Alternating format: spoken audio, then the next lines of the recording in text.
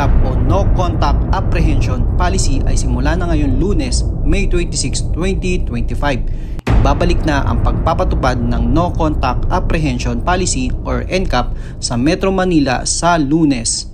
Kasunod ito ng desisyon ng Korte Suprema na alisin ang Temporary Restraining Order o TRO sa panukalang ito. Ito na nga ba ang solusyon para sa mas maging maingat at maayos na daloy ng trapiko? Makakatulong ba ito para mabawasan ang mga kamote sa daan? Makakadagdag ba ito ng kita ng gobyerno? Dapat muna bang ayusin ng gobyerno ang mga sira-sirang daan? Makatarungan ba ang NCAP?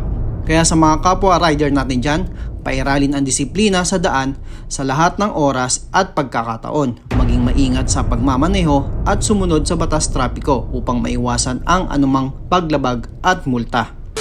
Sa video na ito ay malalaman natin kung paano ito gumagana at ano-anong mga lugar ang sakop ng NCAP. Paano magbayad ng multa at maghain ng apela sa mga maling huli. Paano nga ba gumagana ang NCAP? Huhulihin ang mga sasakyan na lumalabag sa batas trapiko sa pamamagitan ng high-definition CCTV cameras, digital cameras, at iba pang gadget tulad ng speed gun at hand-headed video cameras. Dadaan naman ang mga kuha at i-review ito at i-validate kung tama nga ba ang huli. Bago ito magpadala ng Notice of Violation sa rehistradong address ng nahuling sasakyan gamit ang plate number. Saan ipapadala ang Notice of Violation ng mga mahuhuli sa NCAP? Ipapadala ang Notice of Violation ng mga nahuhuli sa ilalim ng MMDA No Contact Apprehension Policy sa mga rehistradong address ng may-ari ng sasakyan based sa Land Transportation Management Database System sa pamamagitan ng PhilPost. Para naman sa mga bus na lumabag sa NCAP, ipapadala ang NOV sa address ng kanilang bus company. May kalakip na form ang Notice of Violation kung sakaling hindi ang rehistradong may-ari ng sasakyan ang magmamaneho ng sasakyan na nahuli. Kaya sa mga magbebenta po ng mga sasakyan, kailangan po ay pa-transfer of ownership nyo na agad ito para hindi po kayo ang maabala. Yung first owner ang hindi maabala in case man ang gumamit ay yung second owner na. Kaya ipursige nyo po na dapat ipa-transfer of ownership na agad yung nabenta o binenta nyong sasakyan. Ipapatupad ang NCAP sa mga sumusunod at pangunahing kalsada sa buong Metro Manila. Sakop nito ang circumferential at radial roads sa Metro Manila na nasa jurisdiction ng MMDA. Kasama dyan ang C1, C2, C3, C4, C5.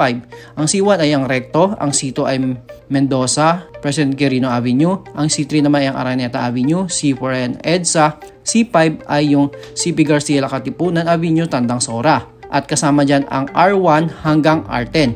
R1 ay Rojas Boulevard, R2 Taft Avenue, R3 South Superhighway, R4 Shaw Boulevard, R5 Ortigas Avenue, R6 Magsaysay Boulevard, Aurora Boulevard, R7 Quezon Avenue at Commonwealth Avenue.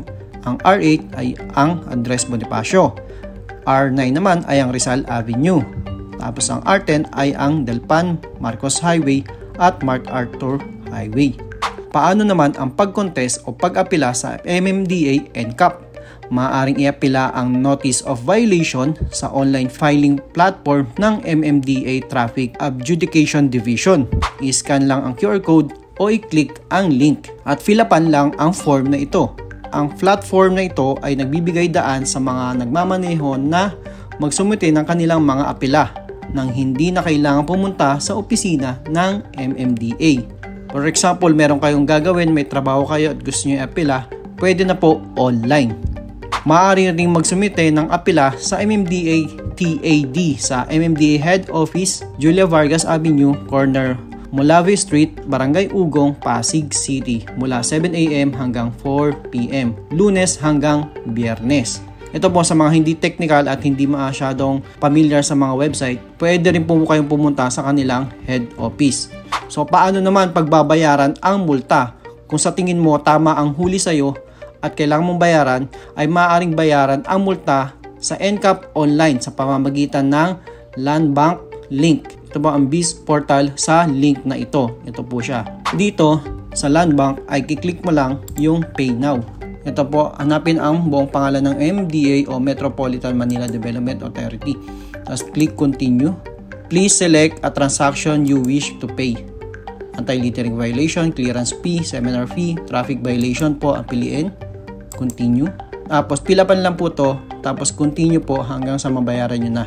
Pero sa mga hindi sigurado at hindi familiar sa online at hindi masyado technical, ay maaari rin kayong magtungo sa MMDA Redemption Office sa MMDA Head Office, Julia Vargas Avenue Corner, Mulabi Street, Barangay Ugong, Pasig. Kapag hindi nabayaran, ay mapupunta sa alarm list ng LTO ang license plate number ng sasakyan at makikita po ito sa pag-renew nyo ng inyong rehistro ng sasakyan. So yun lang guys, mag-ingat po, ride safe, always pairalin ang disiplina sa daan sa lahat ng oras at pagkakataon. Maging maingat sa pagmamaneho at sumunod sa batas trapiko upang maiwasan ang anumang multa. At syempre sa EDSA, yung bus lane, yung busway ay wag na wag po kayong dadaan doon. Lalo na maraming camera sa EDSA. Yun lang guys, always ride safe.